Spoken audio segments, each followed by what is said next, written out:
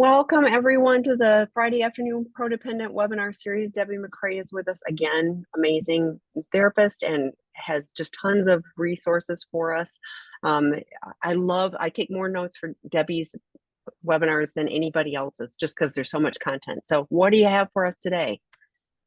Well, today we're going to talk about how shame shows up for the betrayed partner. To kind of set the stage, I want to just share with everybody, I'm working with a group right now, and we're talking about the different aspects of shame and how it shows up in their betrayal experience.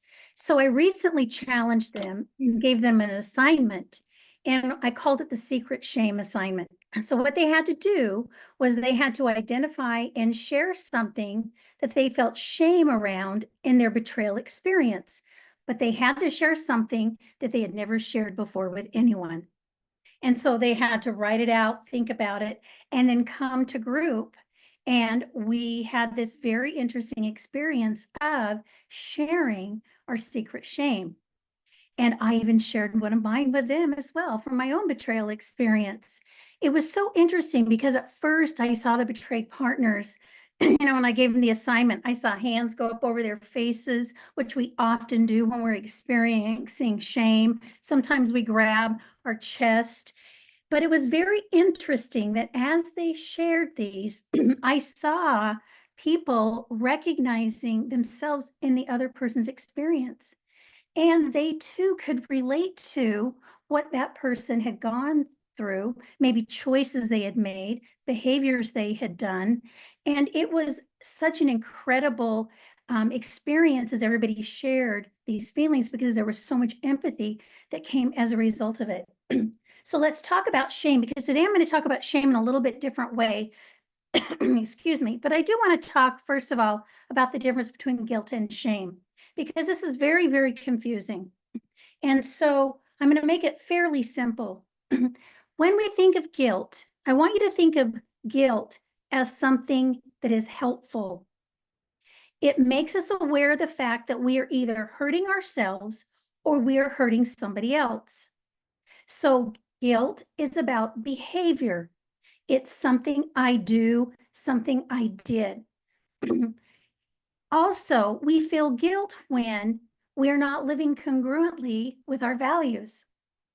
So that's another thing to check in and go, did I make a mistake? Is it against my values? And it leads us then into taking accountability and then taking actions to do the repair. So guilt can be a motivator. That's why it is positive. Shame, on the other hand, is about a person's sense of worth. So am I a worthy person? Am I a good person? It's about their value. So with guilt, it becomes from I did something bad to I am bad. I'm a bad person. I am so stupid. I'm not good enough. So we label ourselves in a negative way. And the experiences of betrayal, shame that comes from understanding and hearing about, discovering your partner's sexual acting out experiences really varies from person to person. And so shame kind of shows up for each of us a little different. I always refer back to Brene Brown's quote about shame, where she says, shame is the feeling, that intensely painful feeling or experience of believing that we are so flawed that we are therefore unworthy of love, belonging, and connection. So while shame is something we experience, shame is really difficult to share. Most of us keep our shame hidden. And Brene Brown firmly believes that shame spreads into every corner and crevice of our life if we don't put words to shame. And I shared with my group an experience or a research paper that Brene Brown did. And one of the aspects of shame resiliency she talked about was putting words to shame and talking about your shame, because in those moments, that's where we not only receive empathy, but we can give empathy. And actually our shame can be a vehicle for helping us connect with others. So what is betrayal shame? So let me share this concept for betrayal shame. And this comes from the betrayal bind. When we experience betrayal, shame attaches to our hearts and taints our most significant relational longings. It's longings like desire, needs, hopes, and wants. And it causes self-doubt, critical judgment, and insecurity. So betrayed partners often feel immediate shame after discovering or the disclosure of their partner's sexual acting out behaviors, whether it's with porn, sexual behaviors, infidelity, and they begin to question themselves. That's where they typically go first. So some of the things they'll start saying is, okay, what does my partner's acting out say about me? So some form of that. Or does it say that I'm wrong and I'm bad because I love the person that cheated on me? What's wrong with me that I would still love him or her? Sometimes they question and say, what if I want to stay in my relationship? Am I bad for wanting to stay? Or another thing I hear is, am I bad for wanting to go? I feel bad that I just can't stay in the relationship. So that's kind of some of the questions you see some of the betrayed partners go into. So there's a really interesting concept around shame and betrayed partners, and it's called carried shame. I'll get it out. So carried shame is the betraying partners actually transfer their own shame onto the betrayed partner. So they do that by blaming the betrayed partner and somehow making the betrayed partner feel responsible for the situation, whether it's the acting out, whether it's some type of behavior when they're in recovery, but they blame and their shame spills onto the betrayed partner. And then the betrayed partner carries around shame. And most betrayed partners do experience this type of shame. So they could be carrying around enormous amounts of shame from their betrayed partners acting out, and they usually don't even realize that it's happened. In fact, when we talked about it in my group, a lot of them had never heard about carried shame. But the interesting thing is that the betrayed partner doesn't realize that carried shame does not belong to them. So they can't heal carried shame. All they can do in their healing is to identify the carried shame. Then they can recognize how it's affecting their own healing journey. They can give it back. They can set healthy boundaries around it, and then they can release it. And so we're going to talk about those steps in the next webinar. But today I really want to talk about how carried shame shows up so that you can use this information to assess where you're at and maybe whether or not you're experiencing that carried shame. So when I have clients come in and say certain things to me, I recognize that there's carried shame.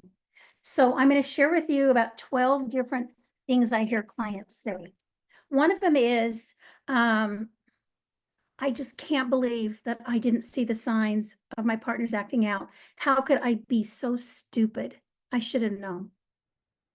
Another one is, how could I have let it go on for so long and not see it?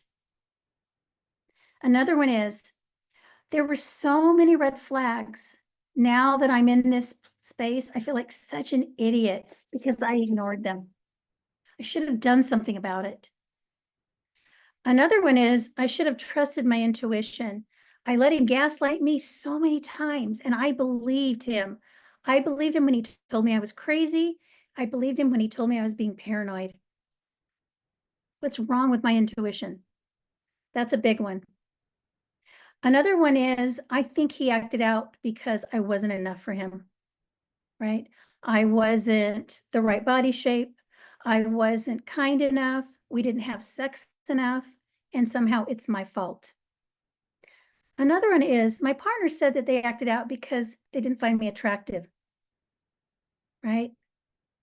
And so that person felt so responsible for not being attractive enough, for not smelling right, not presenting right, not speaking right, because they weren't attractive enough for their partner. They felt responsible. Another one is, my husband is mad that our kids found out about his sexual acting out. I should have done more to protect him. Somehow I failed because I didn't keep the secret and somehow the kids found out. Another one is that my partner got mad at me because I went and I shared with a trusting friend my betrayal experience. And he told me I shouldn't have, and I feel so guilty about it. And that type of guilt is not something that you do wrong. We do talk about, we have to find people as those betrayed partners that are there to support us, those that we can trust, because we cannot do our healing alone. Now, I'm just going to do a side note here. Ideally, we like the betraying partner and the betrayed partner to work together to determine who are we going to talk to. But there are times that the betraying partner's shame is so big that they won't allow the betrayed partner to speak about it with anyone. And so oftentimes in desperation, the betrayed partner will find somebody that they really trust to share part of their story. And then they're shamed for doing that. And it's very, very difficult, because then it's even harder the next time to even join a group and share, or to talk to other trusting people. Another one that I hear is, I'm such a bad mom because I'm in distress all the time. I just can't show up for my kids like I used to before the betrayal. Another one is, my addict partner keeps telling me that I'm not healing fast enough, that I need to get over it. I also see the betrayed partner saying, what's wrong with me? I need to get over it. I should be healing faster. What's wrong with me? I'm doing this wrong. Another one is, I'm so embarrassed that I'm still with him. I should want to divorce him. What does that say about me that I want to stay? Another one is, I'm a failure because I just couldn't live with the situation. And so my only option was to divorce. I feel so bad. Another one is, I feel so guilty or ashamed for having sex with my addict partner, my betraying partner. And a big one is, what's wrong with me? Because I want to be sexually intimate with someone who has hurt me so much. So if you recognize any of those scenarios that I just shared, then consider the fact that you're carrying around shame that doesn't belong to you. So let's talk specifically now about some specific areas where that carried shame affects the betrayed partner. So I'm going to talk about 5 different areas. So the first area is, it blurs the betrayed partner's perception and it creates confusion around the betrayal. So what it does is, because we think in narratives, so our brain takes bits and pieces of information and it fills in the gaps, and we create stories. We think in stories. So as a result of this carried shame, there's a lot of distorted stories or narratives that we tell ourselves, and they're all based on a shame-based belief. And the way I describe a shame-based belief is, it's wiring in our brain that takes us to a certain file in our brain where we store all the data around all these shame-based beliefs. And as a result, the betrayed partner goes into the limbic region. They're no longer connected to prefrontal cortex, where there's that executive functioning. They go into fight, flight, and freeze. They don't have any logic because they can't access it. So they end up in a state where there's a lot of distressing feelings and emotions. There's self-doubt, there's confusion, there's anger, there's fear. And in that state, they cannot think objectively and they cannot see things very clearly. So oftentimes I will see a betrayed partner come in and say, I just need to share this with you so you can tell me what I'm missing, or help me understand and make sense of this, because I'm so in it. I'm so confused. So oftentimes, what we can do then is we can help the betrayed partner step out of a situation like that, where there's confusion and where they're blaming themselves, and help them to understand more logically, right, the situation that's going on. So that's one area. Another area, the second area, is it causes the betrayed partner to have a distorted sense of themselves in regards to their physical appearance and their sexual attractiveness. So this is a big one that I see. So this carried shame caused the betrayed partner to feel like there's a deficit in them, that they're flawed, they're not enough. So oftentimes the betrayed partner will compare themselves either to sexual acting out partners of the betraying partner, or to the women that the betraying partner viewed in pornography. And so they're comparing themselves to these situations where oftentimes it's not realistic. In fact, most times it's not realistic. So in that comparing of themselves, it leads them into this really deep-seated inadequacy and in feeling unworthy. So when I'm in that state, then I move into self-criticism, this sense of shame. I'm judging myself because I believe I'm not meeting certain perceived standards. And so I get stuck in beating myself up again and again and again, and I don't see any value to myself. So a couple of things I see happen when this is occurring is sometimes I will see betrayed partners start becoming, because they're in fear, they go into a control part of their fear cycle where they try to control how their bodies look. So they'll over exercise, they'll get plastic surgery, they will go on diets and try to lose significant amounts of weight. They will try to be sexier. And so they might wear lingerie that they've never worn before. So they're moving into behaviors because they're so fearful around the inadequacies that they're experiencing. Okay, the third way that it shows up, it causes the partner to discredit and struggle with aspects of their own sexuality. Excuse me. So we're building on the last area just a little bit. So with this, the betrayed partner starts to question a lot of things around their sexuality, like things like their sexual desire, their sexual behaviors, their sexual expression. So they oftentimes even will battle triggers when there's sexual intimacy, and they'll have flashbacks, they'll have trauma triggers, and then they blame themselves for that happening, which we know when we have a trigger, we don't have control over those triggers. They just happen. It's just an automatic response. They begin to question their sexual abilities. They don't speak up about their own needs. They feel inadequate. They question, and then they start to compare themselves. So this is an area where we can do a lot of work because it's one of the deepest areas that's affected by this carried shame and by the betrayal experience. The fourth area is that it creates self-doubt and undermines the betrayed partner's ability to trust. So I mentioned earlier how foolish, the betrayed partner feels because they trusted, right, that betraying partner. So they feel so ashamed about not seeing or knowing what was happened. So they'll come into my office, and now after the fact, they'll look back and they can see all the red flags. They can see all the times that their intuition kicked in and they questioned, and they could have been gaslighted, or maybe they failed to question. But now they're seeing that their assessment of the situation was accurate. So as a result of all this, the betrayed partner starts to feel like in all aspects of their life, they can't trust themselves.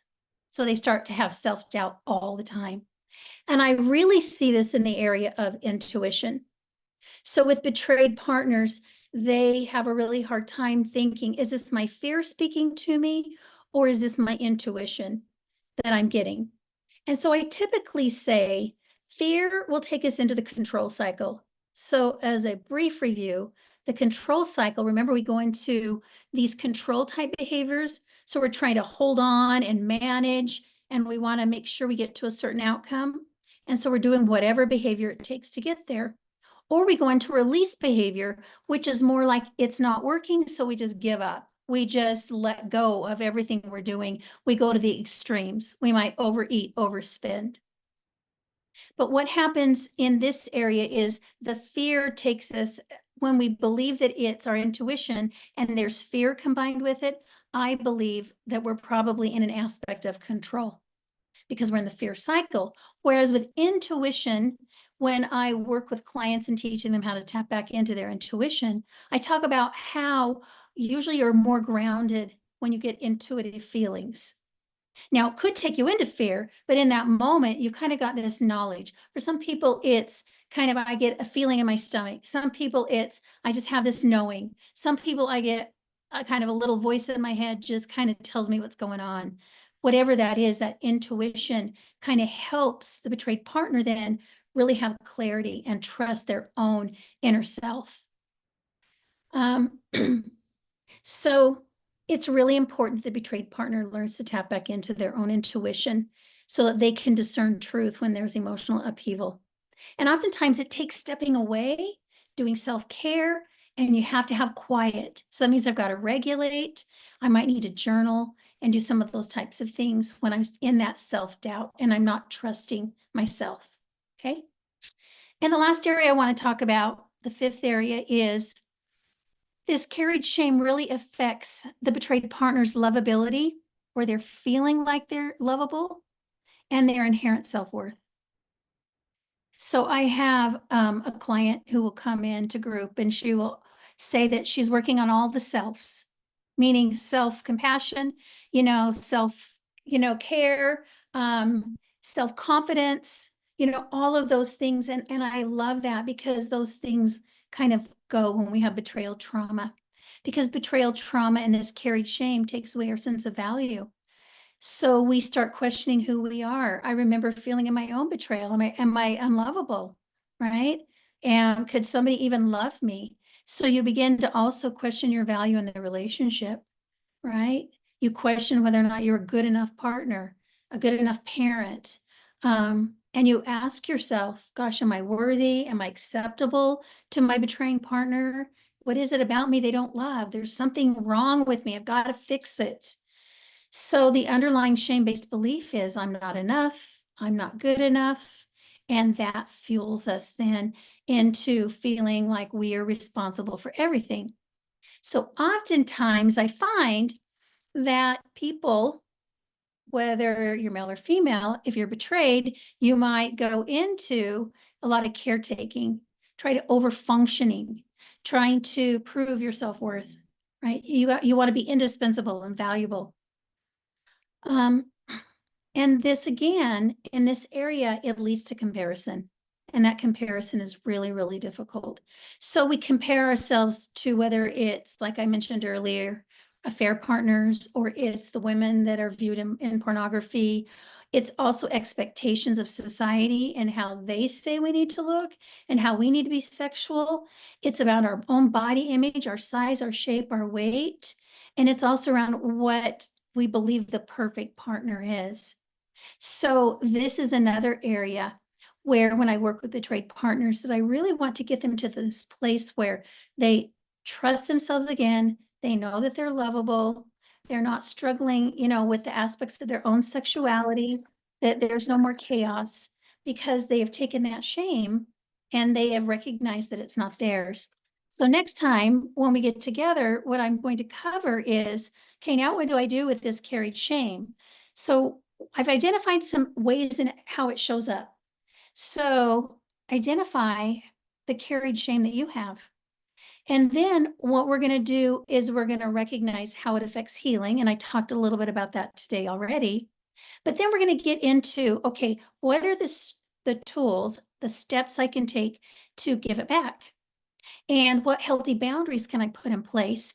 And how can I release it and let it go? So I just realized in putting this together that there's just not enough time to cover that. But I think that's such an important aspect that, like I tell my clients, we can't heal something until we are aware of it. So awareness is the first step in our healing. So I'm hoping that today I've made you more aware of some of that shame that you may carry around. And I encourage you, if you've got questions, not even just around shame, but any types of questions at all, please ask. That's what we're here for.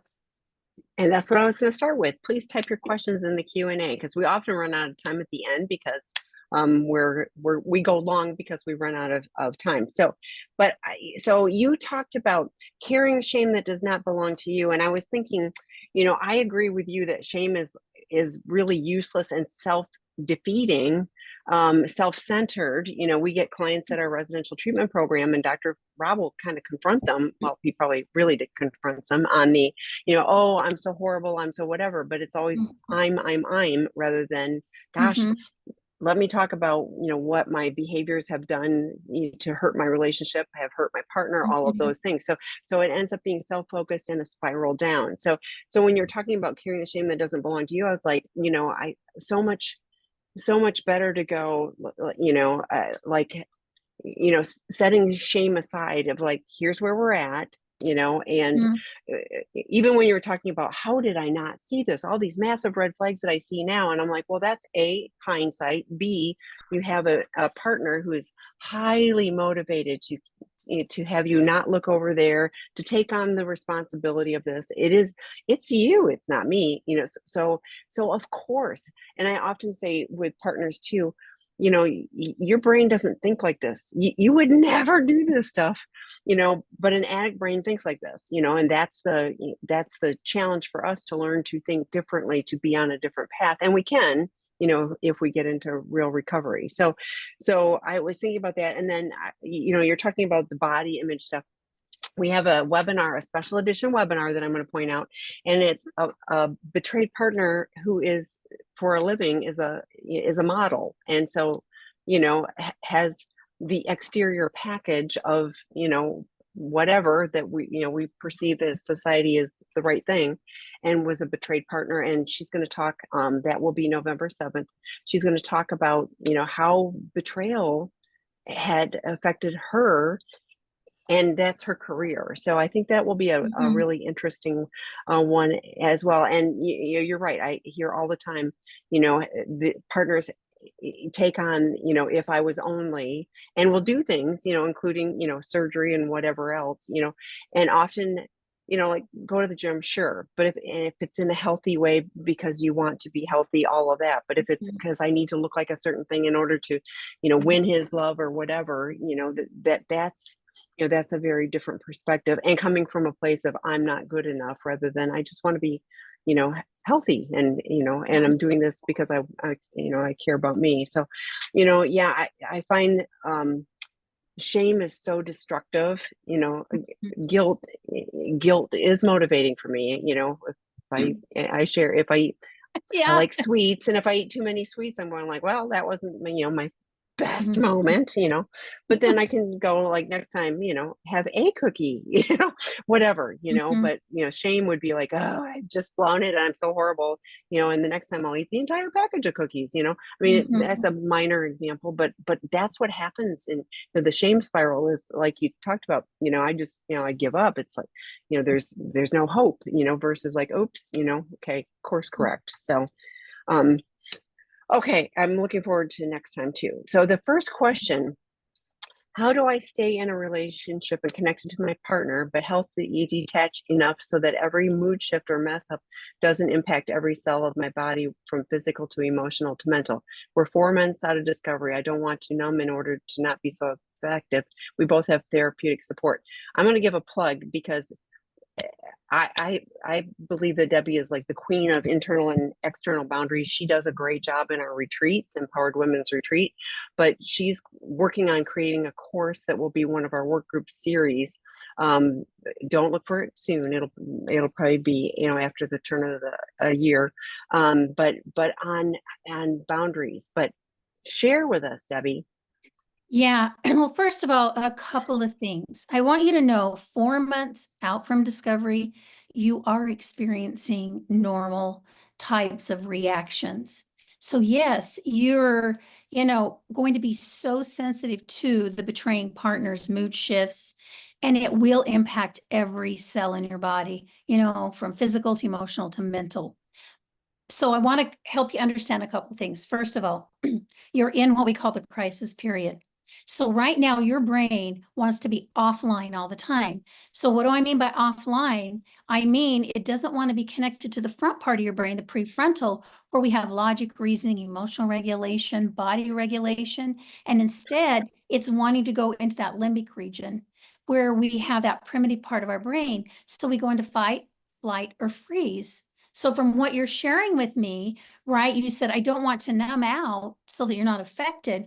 So that is a limbic response. That is one of the freeze responses. So I can numb out, and oftentimes betrayed partners, I'm not sure if you do this, but they'll get on, their phones and just scroll and kind of lose track of time. Or they might just go into their room and turn the lights off and just lay there and, just stay in their bed. There's all sorts of different behaviors around numbing. but in a way, it's almost like I'm dissociating from the pain I'm experiencing. So again, it's a survival response. So then what do? We have to spend those first few months post-discovery working on reconnecting your brain back to the front part of the brain. By that, I mean, we want you to operate out of that part of the brain the majority of the time, as opposed to being in that limbic part of your brain all the time. And so we have to increase your bandwidth for handling stress. And this is going to involve a lot of things like self-care. It's going to really involve you really being aware of what's going on internally with your body. So I tell my clients, for the first time in your life, I need you to constantly, 3, 4, 5 times a day, check in with yourself and notice what's going on inside. Notice if you get an intense emotion, what triggered you? What was the event? And then before it gets really bad, let's have you do some self-care. So there's 3 areas that I really like to tell the betrayed partners to work on. So when all of a sudden he's in a bad mood and you see his mood shift, you can go into some of these types of behaviors and then you won't dissociate or numb out. So one of the things you want to do is you want to have that, what I call healthy human connection. So if you're not in a group, get in a betrayed partners group where you're learning all of the ways of healing and you've got a support group. You've got a system. The women in my group, it's amazing. I'll come into group some nights and they'll say, oh yeah, this happened. And I'll say, well, do you want to process it in group? And I go, no, I processed it, outside of group with everybody, because they're on a group chat. And so they're there supporting each other. You also have your therapeutic support already in place, which is wonderful. But are there trusted people you can go to? Because what the research shows is that we regulate quickest when we join with somebody else. There's that co-regulation of emotions. So I know that I can turn to a certain person, and when I'm really outside my window of tolerance or outside that bandwidth, and I'm limbic, this person can calm me and soothe me and get me reconnected.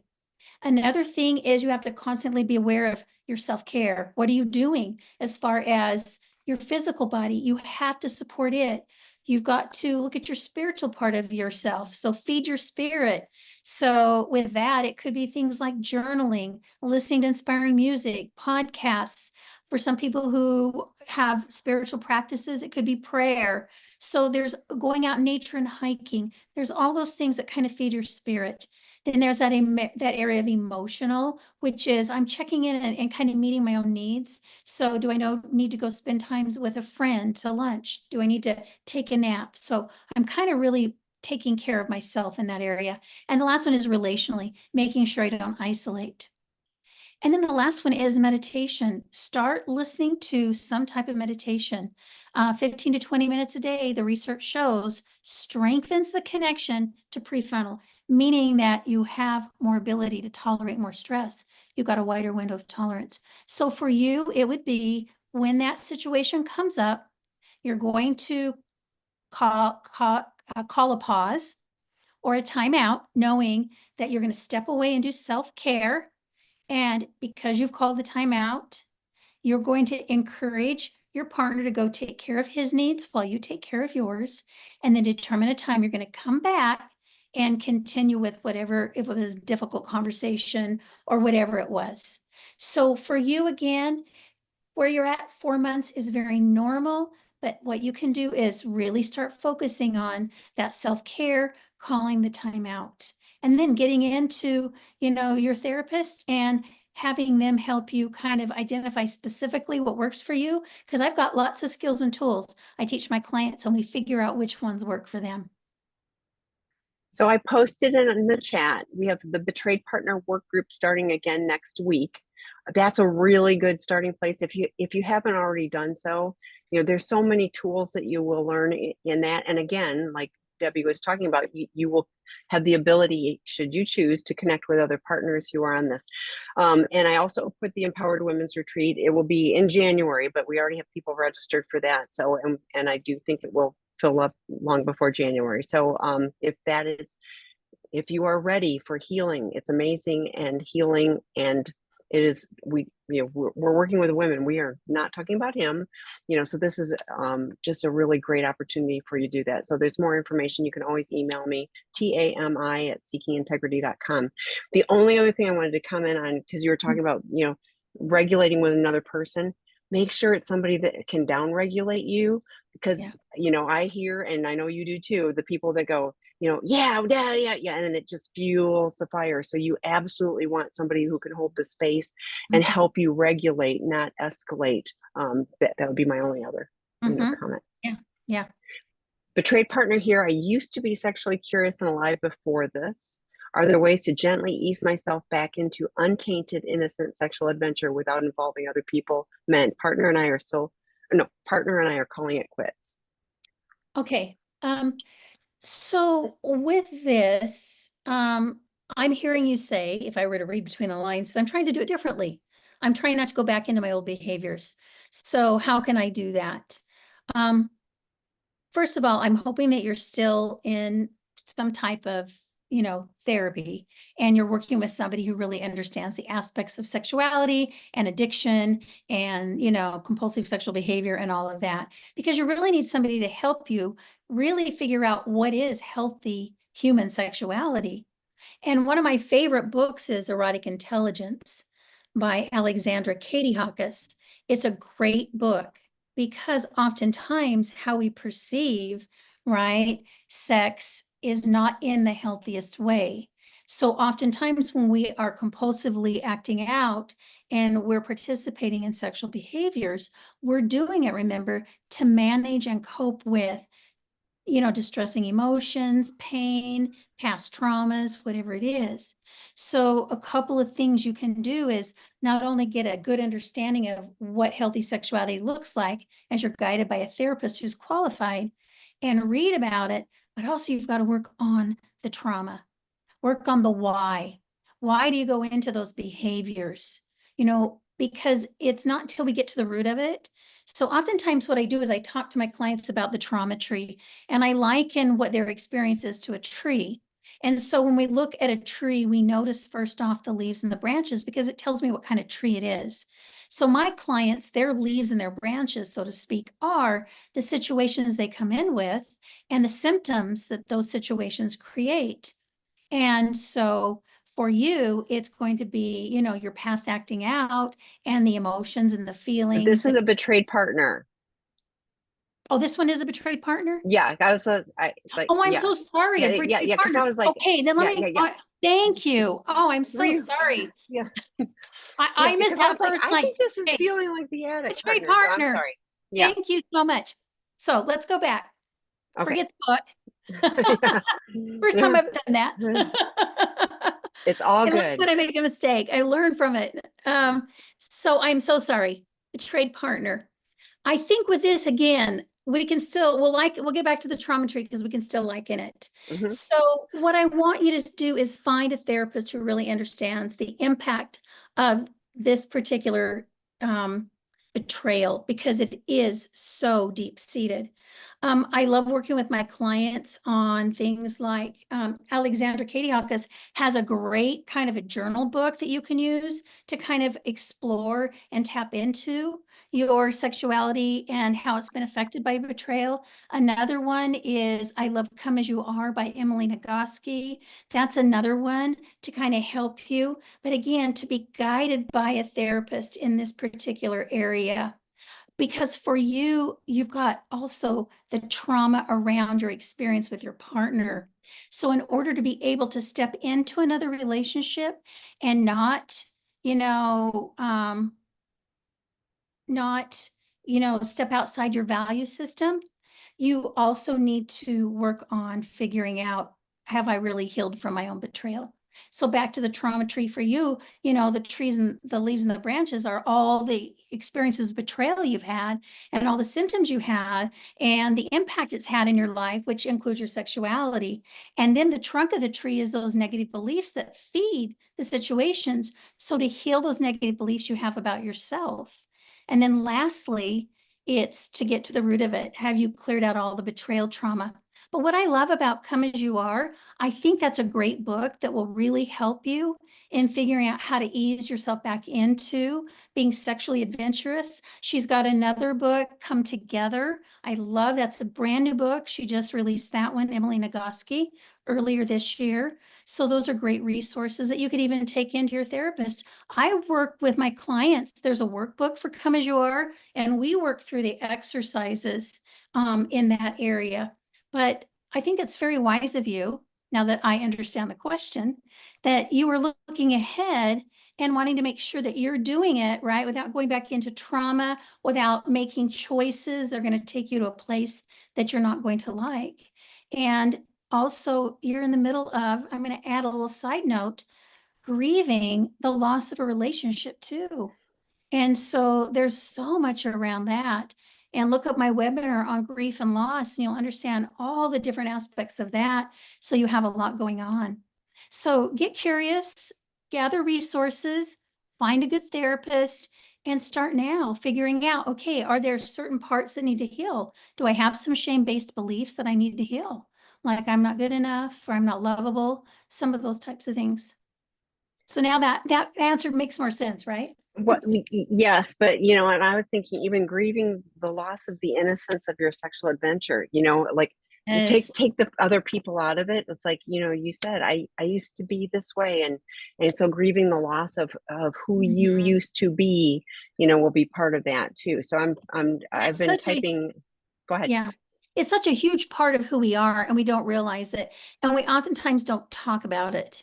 And because people are uncomfortable. So I do love this question because it means that you're looking ahead to your future. But also, I don't want to go into this sexual, adventures, and I have a trigger when I'm out trying to do this. So again, do some of those things that I said, and then start exploring your own sexuality Yeah, and in a healthy way. without involving other people. And I was Yeah. like, yes, like we talked at the Empowered Women's Retreat about, like, we don't know our own bodies, like so learning about that, great idea. I did put the authors in there, and I also put the previously recorded webinars, so you can find those. Okay, next question. My betraying partner confirmed to me that I'm not as hot, beautiful, sexy, boobs, ass, blonde, etc., as all the women he's been acting out with on Instagram, OnlyFans, etc. His aesthetics is so artificial. You got it. Filters, plastic surgery, hair and lashes, implants. The standards are just impossible. I haven't felt this ugly and disgusting since I struggled with food restriction as a teenager. My weight has plummeted. My hair is falling out. Oh gosh, I'm Uh, so sorry. And I hear this stuff, unfortunately, too often. So, mm-hmm. Wow, that is a hard one. I oh, hope, and then tags on. I've been researching plastic surgery, hypercritical of myself. okay. I hope you have a therapist that understands betrayal trauma and the shame around that, and especially when you have a partner telling you that messaging, right? So you're carrying around that shame. Um, a couple things, I look at when we do the empowered in women's retreats, the intensives, one of the things that we work on is having the women step back into their own personal power. And so for you, it's going to be doing some really good, deep work on identifying who you really are, right? Outside of the messaging you've gotten from a partner who's supposed to be the one who loves you the most and cares the most about you. And it's so hard to step out of those confusing messages that you're getting right now. And so, is there a way? First of all, I would limit those types of conversations by putting boundaries in place around it. And we can do that by sharing what you will are and you are willing to talk about, and that you're not willing to talk about or have him say to you anything about your physical appearance or all those other things that you just mentioned, because we want to create safety for you. Right now, there's no safety in this relationship. I hope you have a group of people that are there to support you and to remind you of your value and your worth, because you do need to have people there supporting you and helping you see yourself from a different perspective. So we need loving, supporting, caring friends who can reflect back to you your value and your worth. And then get in, and I would do some, if you're emotionally regulated enough, I would get in and I would do things, find a therapist who does accelerated resolution therapy. With accelerated resolution therapy, I love it. It's kind of an offshoot of EMDR. And sometimes it's a one and done session, maybe it's a couple of sessions, but lots of times we have memories, we have body sensations as a result of the trauma around this. And in processing that, that can help maybe bring down some of those body responses you're having. And one of your body responses is you're not eating, you can't eat, you don't feel like eating, and as a result, your hair's falling out. So, number one, make sure you get the support you need. Like I've talked about so many times, get your little village of people. And I have my groups identify, who's the friend you go to, who is logical and who can help you regulate in a calming way, right? Find the person that really reminds you of who you are, or the group. Again, I love getting into a group. The women find that they are so valued in the right kind of group. And there's so much empathy and caring. And then sometimes when we hear it a lot from other people, we don't hear that messaging so much from our partner. Work with your therapist, find one that does accelerated resolution therapy, continue to do self-care. Those are some of the things that I would recommend. Yeah, ugh. Yeah, the struggle is real and I hear it, but I also hear that you understand that none of that he's looking at is real. Like it's none of that, the people would not look the same if you saw them in real life. So it's all fake and plastic and everything else. And you're a real person. You get to have, real feelings and be, I implore you, you know, um, learn. Yeah, I mean, it's hard, but learn to love yourself, regardless of, I mean, that to me is really emotional abuse on a real level because, he is stealing your, yeah, yeah. I can't even think of the right word. I'm going to add something else too. Please. I'm going to throw this out there. If you are struggling, and I'm here that you are struggling with your own recovery, you might consider a therapeutic, or I like to call them a healing Yeah. separation. Yeah. Because with this, we separate you. So then the focus for you is just on your healing, and you don't have that constant situation where you're being told these things or reminded of this. And you have to find a therapist who understands how to do a therapeutic separation, because there's all sorts of boundaries put into place. There's goals that are set, and you determine exactly what work you're doing when you're apart on your own recovery. And then you're going to talk about specifically, what does the separation look like? How much time do we spend together? What kind of contact does it include? You go through financial stuff. If you've got children, you talk about children and spending time together with the children as a family or separately. So you're going through, and there's all of the boundaries are laid out so you know what to expect. And so my recommendation is you do it for 8 weeks and check in and see where you're at. You might need to extend it another month. But if you do a separation without having these boundaries in place, it's not effective. It's just we are separating and we're moving more out of the relationship. With a therapeutic healing separation, because it's boundaried, we're creating safety for the relationship. We're each going to heal, and then we'll come back together in a healthier way. So I just want to throw that out there too. So you have that space to heal. You deserve that peace and that quiet. And I had this really weird thing, and I'm going to say it anyway, but I was like, he's comparing you to all these porn stars. Does he look exactly like the male porn stars that are on all those things? Probably not, like it's so unfair. It's like, you need to look exactly like this, but I can look like whatever I look like, so it's horribly unfair. And it's not real. It's so not real. Like I was just, I'm of a certain age. Let's say Medicare just kicked in. And I'm so excited about that, as you can tell. But, I was like, I care about taking care of myself. I can't believe I just said that on a webinar that's being recorded. Ugh. Anyway, but you know what? I was like, this body serves as the vehicle for me to do life, and I am active. I want to do things. I want to be mentally sharp. That's what this is about. It isn't just about how the package is wrapped up. I mean, I strive to be healthy, and that's what I care about.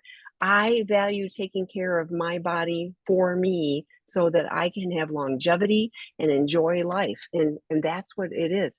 It's not about the external package, because it doesn't look like it did 40 years ago. I can tell you that for sure. So, okay. A betrayed partner D-Day was 14 months ago. I asked my husband to move out a few months ago. A few days ago, a male neighbor asked me why my husband doesn't come back, because doesn't he see how great you look lately? Ugh. This is an older single man who objectifies women. He made me feel like I'm only as good as I look, and my husband should not value anything else. It's like, yeah, apparently, yeah. Wow, gosh, I want to punch your neighbor out for you if I Yeah, could, but I would. not really. Yeah, But no, I'd be like, something like yeah. that is obviously this is somebody who doesn't have boundaries. Now, for you, I think there's two things to look at. First of all, do you need to put boundaries in place with this neighbor, right? And that means you might need to be brave enough to use your words and to set a boundary about him not being allowed to say things like that to you, or just let the neighbor know you don't want to have any kind of a relationship with him, or a friendship with him, rather, that you don't want to have any kind of communication. And that's really hard, especially when you're dealing with so much shame. It takes so much courage to speak up and put a boundary like that into place. And a lot of us were taught to be very polite and never to be mean. And girls were not supposed to be that way because, then we're viewed as, not being a nice enough woman. So that's one of them. The other one is it triggered something in you. So for you, did it trigger something for you and you start to question your value again? Did it trigger that part of the betrayal trauma for you? And if so, get in to see your therapist, talk this through. If it's really, really deep, again, accelerated resolution therapy, one session of that would be so great for a situation like that. But again, I think it's about boundaries. I don't know, I don't know how that's possible. If you're in my office, we had brainstormed different ways to set a boundary and what you would say. And I'd probably use something like, a couple of boundaries I love is the 4-part talking boundary. And, that's where you share the data, you share, what you think about what you saw and heard, how it made you feel, and here's the boundary, right? Moving forward. The other one is the DEAR acronym, where you describe the data. E is you express your, feelings around the data.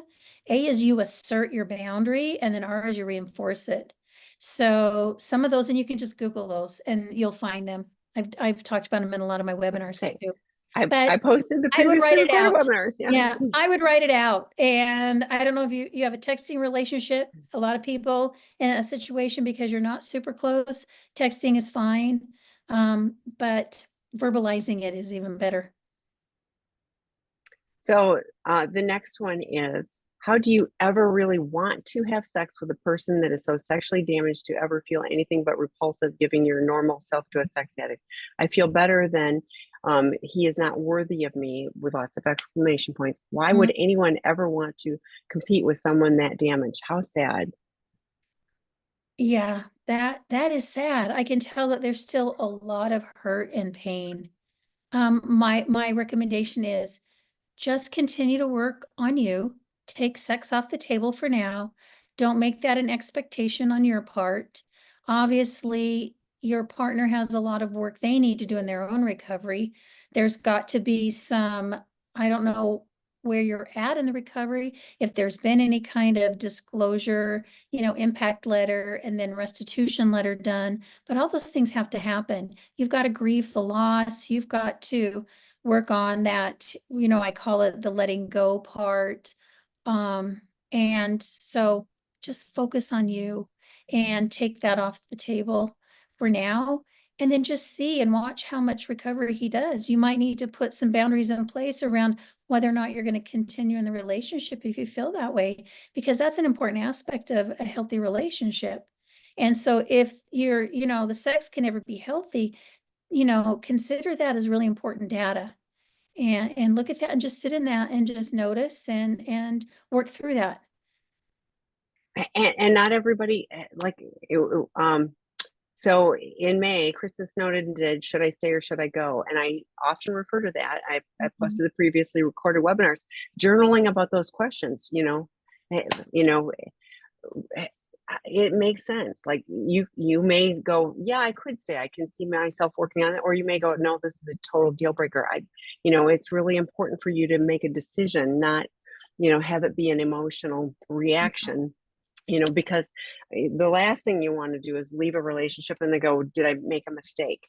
So at some point it's like when you're choosing, I always say when I can see when like some partners will go, I know I need to leave, but their heart isn't there. And when the heart and head align and they're ready to choose to stay or go, that can be really helpful for you. So, but not everybody can stay with an addict of whatever form. I mean, this is a very specific kind of betrayal.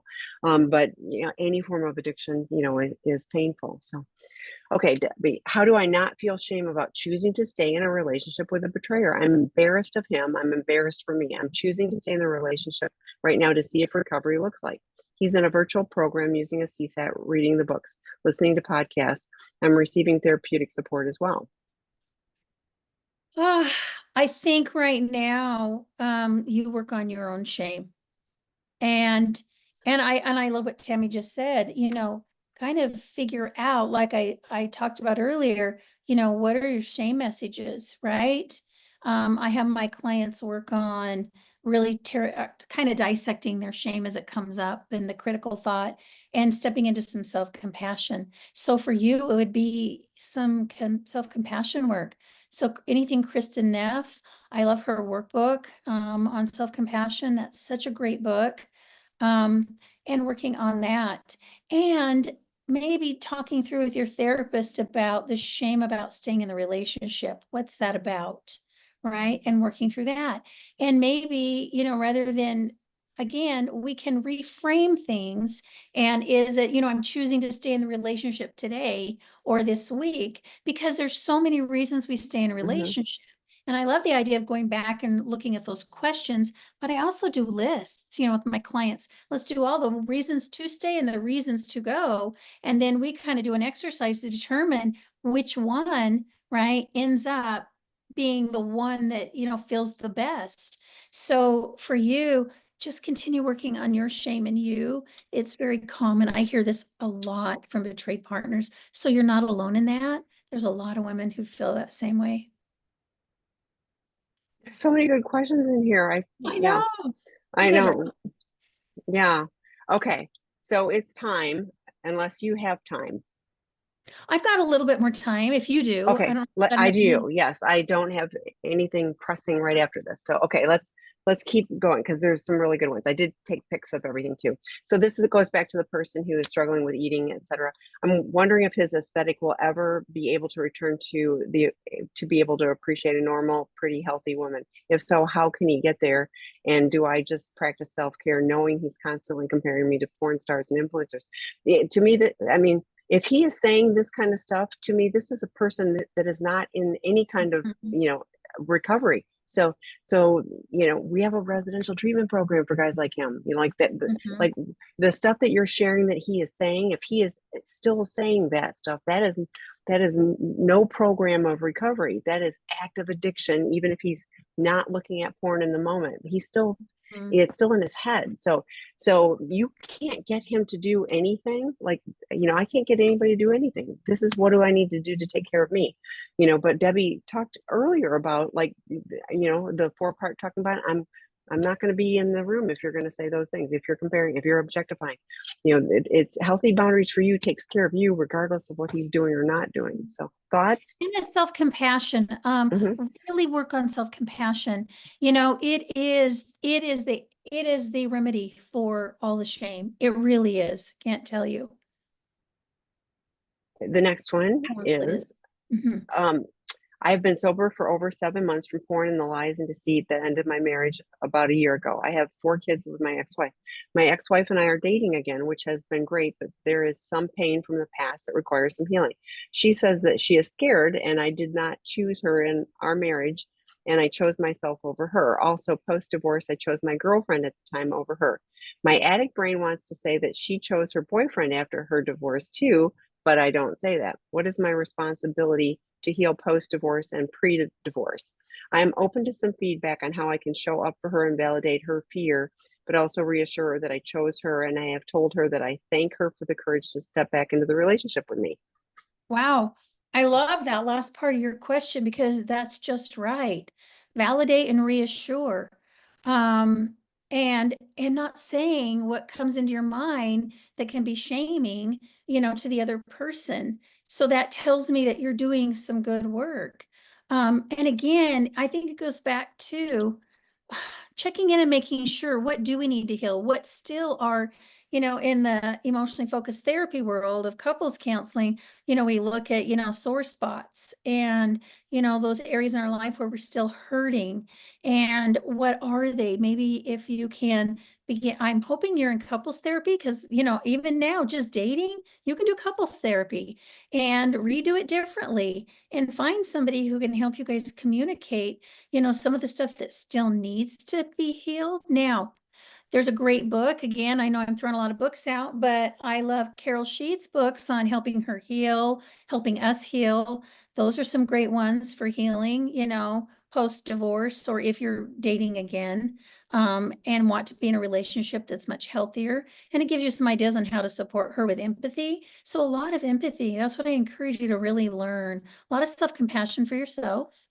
Because I imagine that you feel like, gosh, I caused this and I created this, pain in her. So stepping into some of that as well. So just make sure you have lots of good support, people to direct you, so that you guys cannot connect in the pain anymore, but you can connect in healthier ways. Yeah, and the validator scared, she's scared. I bet you're a little scared too, because like this is like you're entering a new relationship that is different. Hopefully, it's really easy to fall back into old patterns. And so I love what Debbie was talking about, like working with a qualified therapist to help you guys navigate the couple space. At this point, you've got 4 kiddos, so you doing this well and modeling, healthy behavior. Yeah, but the tit for tat of like, well, you did this, like Mhm. I was like, talk about driving a giant wedge in the relationship. You say that kind of stuff, like, yeah. So I love that you're here. I love that you're working on recovery. And to me, the more you do for your recovery, with all due respect, you're 7 months in. That's a very early, like, that's a very early point. I'm glad I'll be there to cheer when you get a chip and all that. But honestly, the more you do for your recovery, because the lying, like that is an old pattern and that happens and that's going through everything. And that isn't just about the porn addiction, so the more you do for your recovery, the more stable you will be and the more you'll be able to hold the space Mhm. for her emotions. So go slowly is my, like it's really easy to go, oh, we're back together. No, like you're dating, great, dating, with a plan would be fantastic. So okay, betrayed partner here. Is the betrayed partner work group a good fit without too much overlap? If I've already have an absence coach, a relationship focus, yes. Attend multiple seeking integrity work groups a week and develop friendships with people from groups with a sense of community. 17 weeks out from discovery, yes. And here's why. Good therapists recommend those work groups because it is what you don't get in therapy. And Mhm. our drop-in groups, like I sub in on those. I know what those are about. Those, it's very different, and it's you're 17 weeks again, great, and still really early in this process. So this is the psychoeducation that you will not get in regular therapy or coaching. This is different, and you'll have an opportunity to connect with other people. You'll have insights that you won't be able to get, because there's homework to do. It's not, arduous. It's not like you're writing a Mhm. thesis, but there still will be homework for you to do, so yes, I highly recommend, getting that even 17 weeks in, you will find it really beneficial. So please join that. Okay, next one. Oh no, I didn't mean to ask my question with my name. Oh, I can't. I'm gonna. I don't think people say, how do I deal with the loneliness this has created after discovering my partner of 26 years is a sex addict? We are currently in an in-house separation 4 months out. I have never felt so alone and needy for emotional connection. Glad you're here. Join the Betrayed Partner work group. Connect with other betrayed partners on our drop-in groups. This is how we battle that lonely. You are not alone. Like, it feels lonely. You are not alone. So I'm glad you're here, Debbie. Yeah. Well, and even find in-person groups that you could go to as well, because I do like that idea of, 8, 10 people in a group where you guys have more interaction, but you do need to connect with people, and I know it's really, really hard. And I love the fact that you're doing what you're doing. You're doing a really good job already. What's the author or the name of the book on self-compassion? I'm skipping ahead on that one. I'm asking you a question. Oh, you're asking me? Oh, okay. Book on I thought you were self-compassion? repeating a Somebody's question. asking about the author. It's the Self-Compassion Workbook by Kristen Neff. And I don't think that's exactly the title, but if you just Google that, it'll come up. It's the Mindfulness and Self-Compassion Workbook, or I think that's what it says, by Kristen Neff. Okay. The next question, and you tell me when you have to quit. What is the potential compounding effect and healing complications of healing my current relationship betrayal, given my relationship history has several infidelities and betrayals in different relationships and rape, one incident involving an ex doing this to me a decade after we broke up? I'm in therapy with an APSET for the current betrayal. Okay, there is a compounding effect, definitely. Depending on the type of traumas you've had, because based on what you shared, a lot of betrayals and betrayal is trauma. And so depending on the type of trauma, because I tell my clients, and back to my tree analogy, the root of that tree is trauma, and each root has kind of a theme. So if it's sexual trauma, then I'm going to have trauma on trauma on trauma. So you have more complex trauma possibly. And so again, the focus on you and not focus on healing the relationship at this point. Maybe that can be something that happens down the road, but you've had so many different experiences, right? And history repeat itself. So I can see that there's a lot of reprocessing that can be done. And by reprocessing, I mean, we're working on the trauma. There's, 3 modalities that I use. One of them is EMDR, which is eye movement desensitization and reprocessing. Very well known, very great for trauma. Accelerated resolution therapy, another one. Brain spotting is another one. So all of those, Google those, research them, see if, if your therapist is certified or trained in any of those, because I think for you to move on, you have to heal the trauma. Because you're right, there is a compounding effect, and healing is more complicated when you've had so much trauma. Okay. I'm a betrayed partner. How do I forgive myself when I fall off self-care routines for a day or 2 or more at a time? I suddenly realize I've been in a panic for the past 3 days and eventually go back to my yoga mat, but I am so ashamed of once again abandoning myself at a time when everything is changing so fast. My mind goes to punishing mode, like, do I really want to recover? Do I deserve the effort of starting over? This is a great question. Thanks for asking this. That's a great question. Again, I would go to self-compassion. And I talk to my clients about black and white. We are going to make mistakes. We're human. And I do the same thing. I want you to know that I forget to use some of my skills and tools sometimes. And all of a sudden I'm having a bad day and I'm going, oh yeah, I forgot to do this self-care.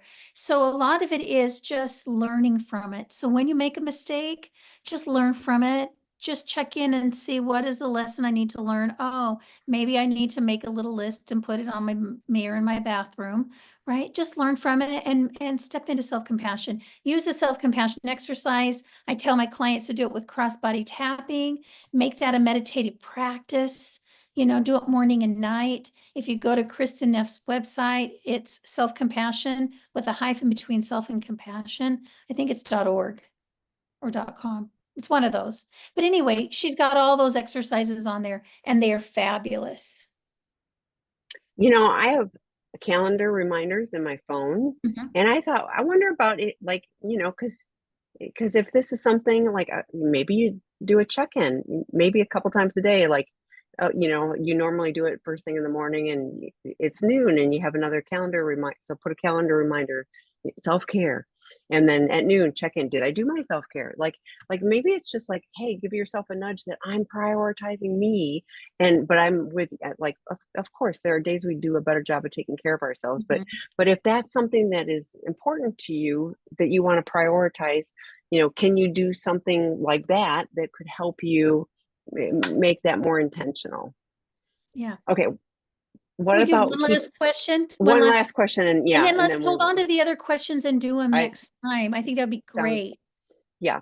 What do I do about keeping myself from not getting triggered by scantily dressed women when going out in public with my PA husband? He's in good recovery, but I can't relax with him. Will I ever be able to go to the beach again? Yes, you will be able to go to the beach again, but it does take work on both of your parts. For you, it is learning how to manage those triggers. So I do find that the betrayed partners, the more they see their partner in recovery and managing, right, not looking and making sure they're doing their recovery work, the more comfortable they feel. However, you cannot rely on just that.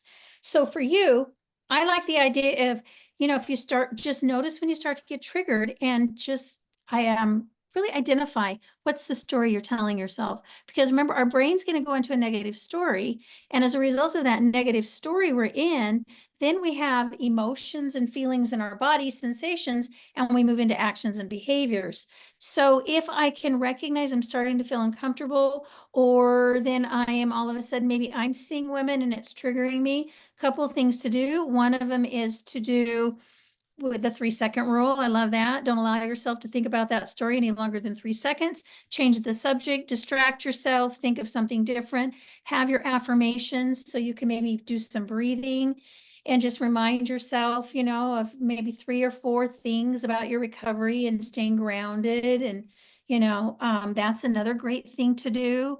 Eventually it does go away, but you have to work on it too. And maybe I had something else. I also I love working with emotionally focused therapy, which is the tapping that you can do. So when you are experiencing triggers like that, it takes you out of it really quick. So research that. I can even go over that next time we meet and show you more on that. But that's another way to regulate really quick. And even if you have fear about it, you can even work on that outside of the triggers and help you regulate. And it's easy to blame the women. Your husband is, he's objectified them. They are also victims on some level of his objectification. Not everybody's put on the planet for your husband or anybody else's sexual objectification. So learning to have some compassion for other people. We teach the guys the 3-second rule of like humanizing people.